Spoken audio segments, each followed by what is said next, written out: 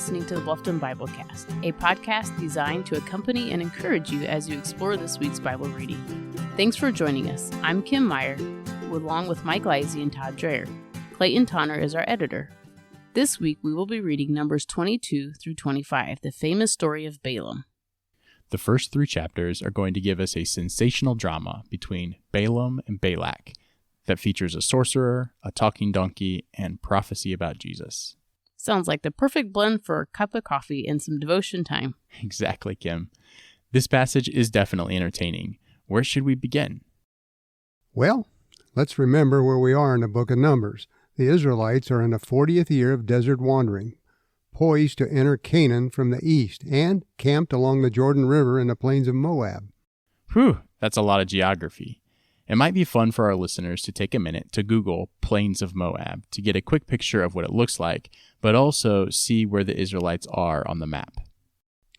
That's a good idea, because the Israelites are going to be in the plains of Moab for the rest of Numbers and all through Deuteronomy. In fact, Moses will be buried somewhere here. Okay, you guys have done a great job setting the stage.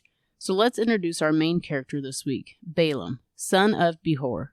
Balaam can be a confusing character for me. He is not an Israelite, and yet God speaks with him and directs him. You know, one question that comes to mind here might be, why in the world would God speak through a sorcerer like Balaam? We can't always discern the mind of God, but it appears he wanted to give a message to the Moabites, and they had already chosen to employ Balaam. So Balaam was available for God to use, much as he used the wicked Pharaoh to accomplish his will in Egypt. You know, Balaam gets an amazing opportunity for an encounter with God. I think part of the beauty of this story is that God works with people outside of his chosen people. This seems kind of unusual to me, though. Well, it's not as unusual as you might think.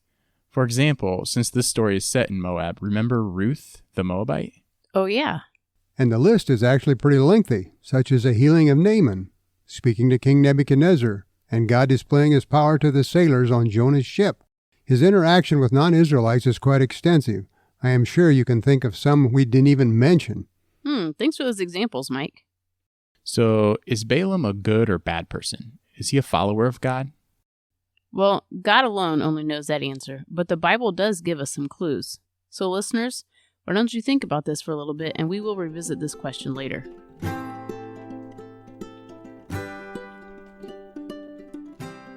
Balaam is summoned by Balak, who is the king of Moab, and he is understandably concerned when millions of Israelites camp in his region.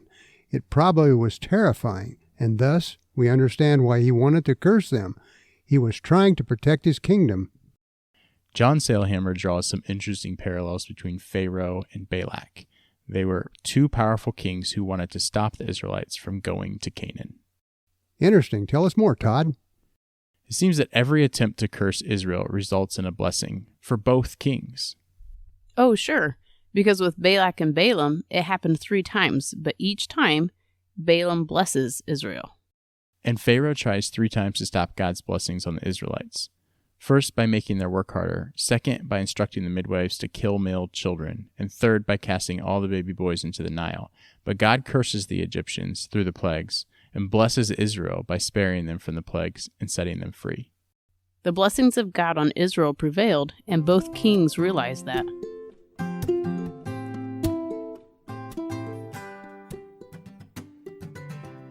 The Bible describes Balaam's blessing as oracles. How can we better understand what an oracle is? Well, Todd, to put it in simple terms, the Holman Bible Dictionary describes an oracle as communications from God. The term refers both to divine responses to a question asked of God and to pronouncements made by God without being asked.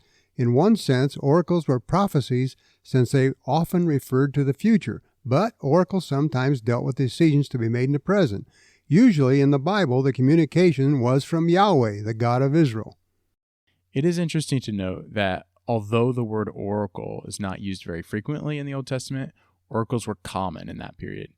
This difference occurs because the Hebrew words translated from oracle may be translated as burden, saying, or word. Many times we can be reading an oracle and not even realize it. I believe many Bible scholars understand oracles to be divine words of punishment or judgment. However, Balaam's oracles were blessings. That's right, Kim. Balaam's oracles are a special case. Balak sought a pronouncement through the prophet Balaam. Balak's intention was to curse or to pronounce judgment on the Israelites. God did not allow this, but gave Balaam an oracle of blessing to pronounce. Oracles of this nature came either in response to human questions or when God wished to make his views known to produce a change. Mike, I think it would be helpful here to mention what God proclaimed back in Genesis 12:3 about the nation of Israel.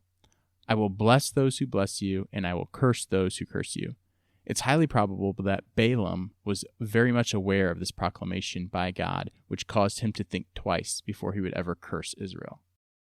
Another interesting aspect to be noted here is that oracles, which were not simply yes or no, seem most often to have been given in poetic form, which many times increased the difficulty in understanding them. This is especially true of the pronouncements of the writings of the prophets, which have been preserved in the scriptures for us. Balaam reminded Balak that he had come only on the condition that he could speak the word of the Lord as it came to him. In the last oracle, he seems to voice a new depth of understanding. And in his first line, he says, "An oracle of a man whose eye is opened." You're right, Todd. And to speak what God told him is exactly what Balaam did. So, Mike, in Numbers 24:17, there is a prophecy that gives Christians great insight. A star shall come out of Jacob, a scepter shall rise out of Israel. So, Mike, what might be a correct interpretation of this oracle? Well, Todd, David Jeremiah explains the passage this way. The wise men mentioned in Matthew 2 were likely Medes from the Mesopotamian region where Jews, which included Daniel, had lived in exile for 70 years.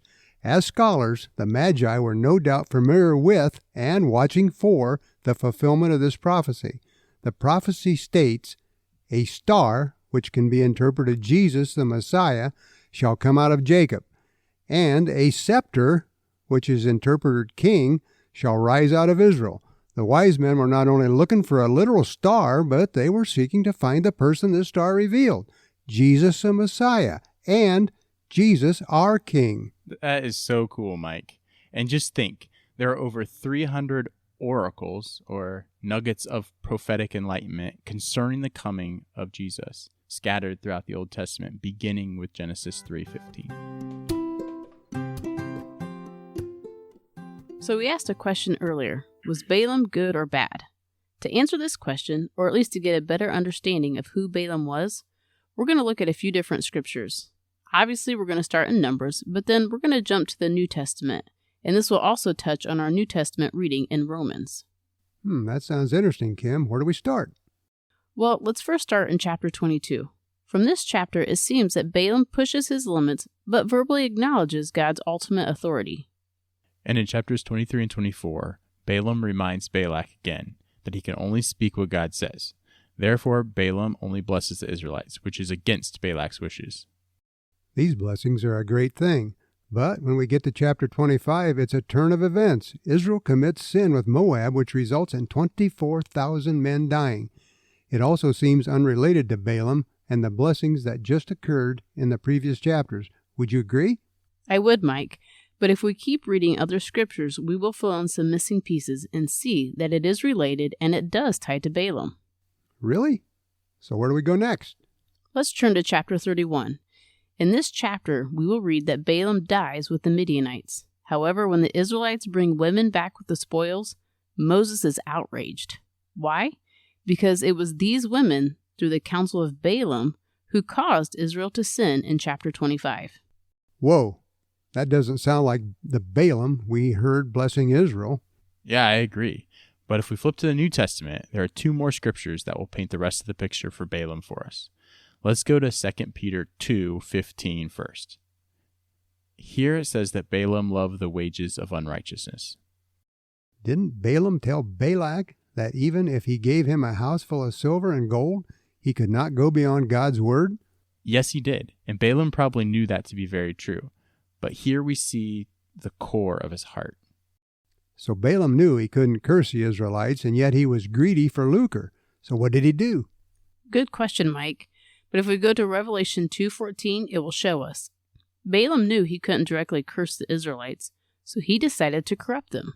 He told Balak to cast a stumbling block before the children of Israel. which is what we read about in Numbers 25. Exactly. And speaking of a stumbling block, that ties right into our reading on Friday in Romans 14. That's right, Todd. Romans 14 talks about us being aware of our actions and not becoming a stumbling block to our brothers and sisters. Balaam was well aware of his counsel and how it would affect the Israelites. However, he was okay with it because at his core, he was a mercenary prophet making a bountiful living by using demonic influence with his prophetic skills, and he was primarily concerned with making money at the expense of ethics. We can sometimes disguise our motives for a while, but eventually the truth comes out. So if you've been sipping on some coffee, you're probably at the end of your cup. But as we wrap up our time together, what can we carry into this week, Todd? Well, I'd say that Balaam and Balak have great lessons for us, reminding us that our actions and words do affect others. Listeners, we are living oracles. The more time we spend with God, the better we will speak God's truth to a world in need. Well said, Todd. Listeners, thanks for joining us once again. May God bless you as you dig into the Word. Go out into the world and speak blessings to those you meet.